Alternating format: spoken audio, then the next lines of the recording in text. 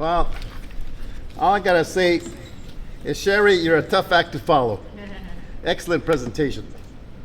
I attended my grandson's wedding with Bryce in San Diego, October 1st, Saturday, and it was fantastic. Much better than I thought it would be.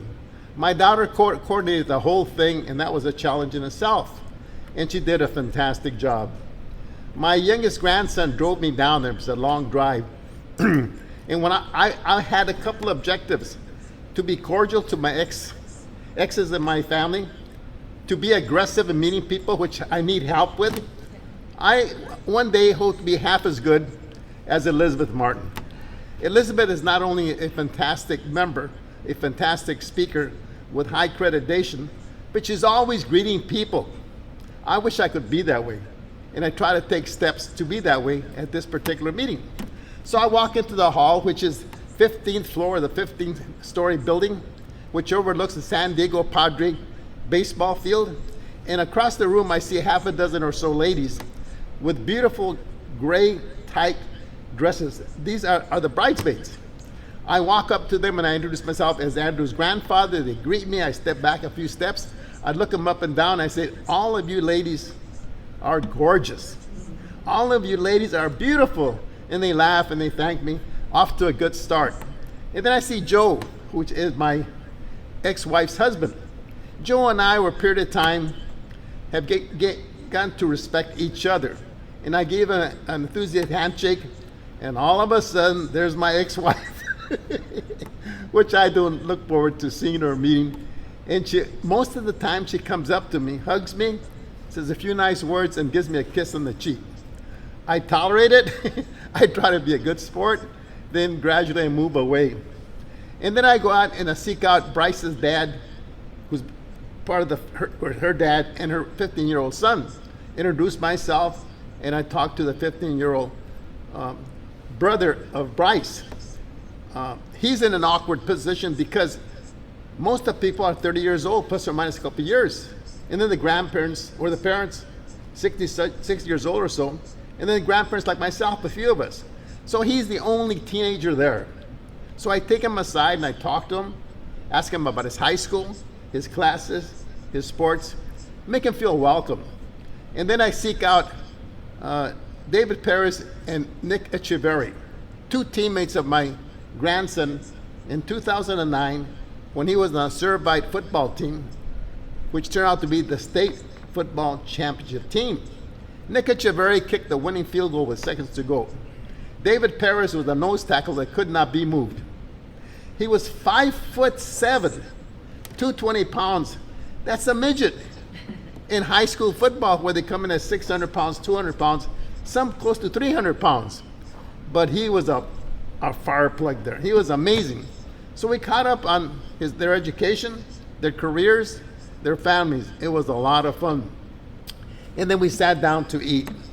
I was there with my three granddaughters, two of which you know are medical doctors, and my nephew, Dr. Salman Ricas, who is a really high-powered dentist.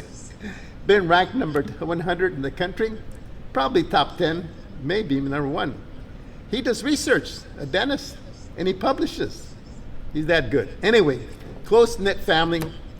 And then the family catered to me. They know I have bad knees, so they'd give me a glass of wine so I wouldn't have to walk over. They gave me a dessert, and everything went well. Then Julie came by. Julie is the friend of my daughter, whom she met at Danville, California, which is inland from San Francisco, a high-end community. And she's the mother of Ryan, who's one of the two best men. She sat down, we talked. She's divorced, she plays tennis. She was a guest of my daughter at one of my pre-football game picnics. And so then the music started, and she asked me to dance. I said, Julie, I can't dance except slow pieces. I have bad knees. She said, come on, let's try it. The disc jockey didn't know what a slow piece was.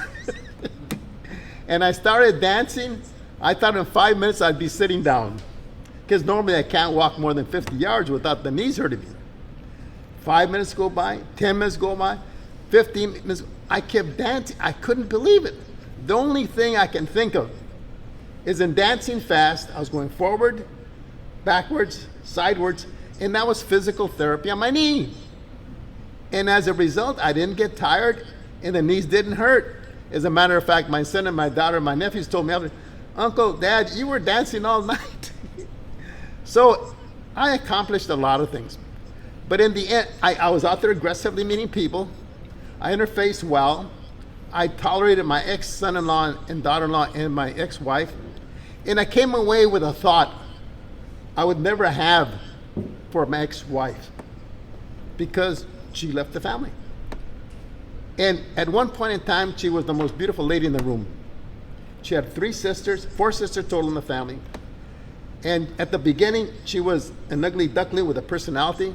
And then she got a nose job, and it was a transformation. She looked like Sophia Loren. That was unsolicited. People were telling me that. Now, at age 83, 6 years younger than me, age has taken its toll. And she doesn't look from one end of the spectrum to the other. Very attractive, desirable lady to, you can imagine, not so well. And I have compassion for her because, even though I don't respect her, she's going through this period of time where you're at the top of the hill and you're at the bottom of the hill. And it must be an emotional adjustment for her. I'm tempted next time I see her, which is not too often, to put my arm around her and wish her good health. That's what happened there. And in the whole progress, I think I made progress. And one day, being half as good in greeting people as Elizabeth Martin. Mr. Toastmaster.